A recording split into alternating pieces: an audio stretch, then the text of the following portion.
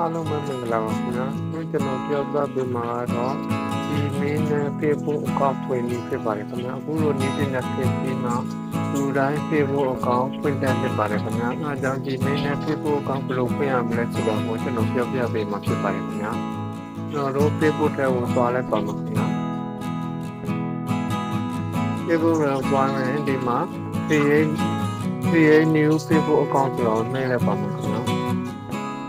အဲဒီဒီမှာ next ကိုနှိပ်ပါခင်ဗျာဒီမှာ first name ဒီမှာ first name ကိုပထမနာမည်ကိုရေးမှာပေါ့ first name ဒီမှာ last name ဒီမှာ next ကိုနှိပ်လိုက်ပါခင်ဗျာဒီမှာမွေးတက်ကလေးထည့်ရမှာဖြစ်ပါမှာကျွန်တော်တို့မွေးတက်ကလေးမွေးချက်မွေးလာမွေးရခုနဲ့ပေါ့ထည့်ရမှာဖြစ်ပါတယ်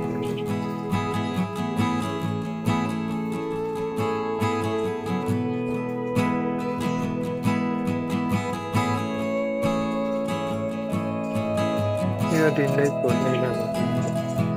ဒီတော့ကြာကြာလာမိမလာကြတော့မိလာပြပါတော့ဖိမေးတော့ပေါ်တော့မိမဒီမှာမေးစရာကြောက်ကြတော့ဒီကတော့မပြောဆိုတဲ့တော့ဘာညာလည်းမဟုတ်မိမရဲ့ပုံပြတဲ့တော့ပေါ့ no say မပြောပေါ့အဲ့တော့မျိုးကျွန်တော်ဒီမှာကြောက်ကြဆိုတော့ဒီမှာမေးကိုနေတော့ပါနော်ပြီးရင်လက်ကိုနေတော့ပါနော်ဒီမှာကျွန်တော်တို့က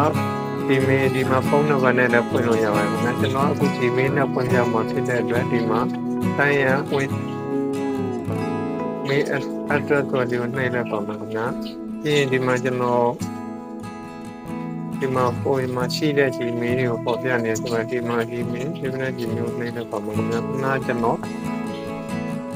အရင်ဖွင့်ထားတဲ့ Gmail ဒီ Gmail ဖွင့်ပြီးတော့အရင်ဗီဒီယိုမှာကျွန်တော်သင်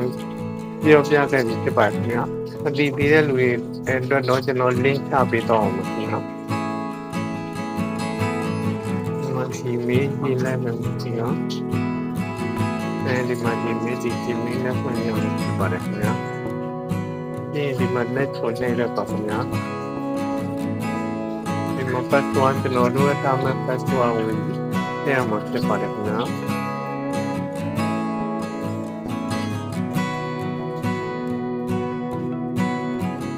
ဒီနေ့ကိုနေလာပါမယ်နော်ဒီမှာ sign up ဆိုတဲ့ပါမယ်နော်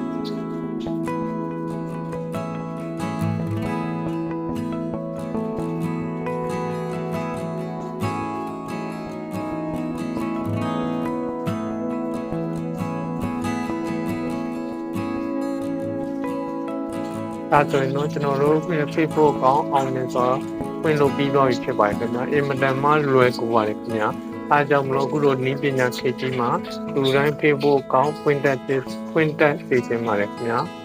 အားလုံးအဆင်ပြေကြပါစေခင်ဗျာ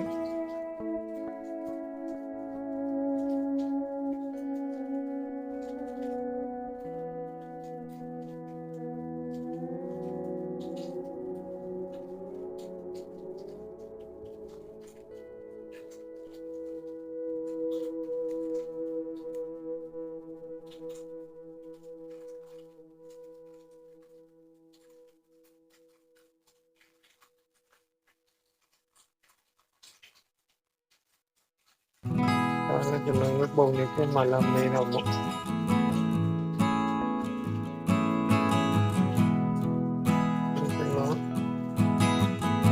ဟုတ်ကဲ့ကံမျိုး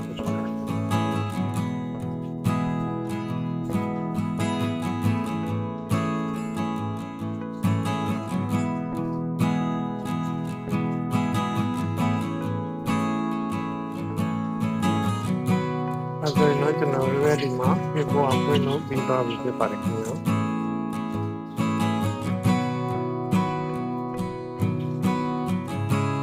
ဒါကကျွန်တော်ရဲ့ profile တက်ခိုင်းတော့ဘာလို့ profile ကိုဒီမှာထည့်လို့ရပါတယ်ခင်ဗျာ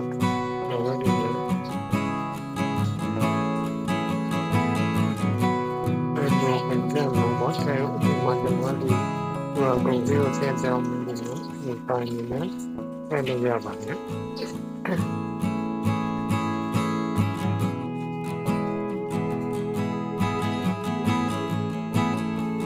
မှလွယ်ကူပါတယ်ခင်ဗျာ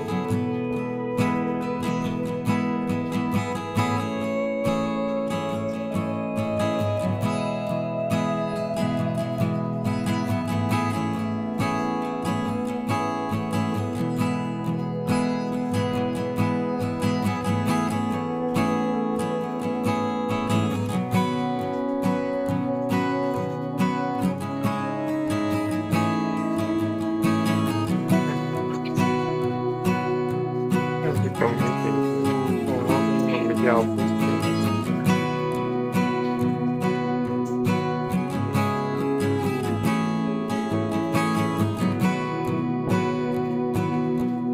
နိုင်တဲ့ပေါင်းချင်ဒီမ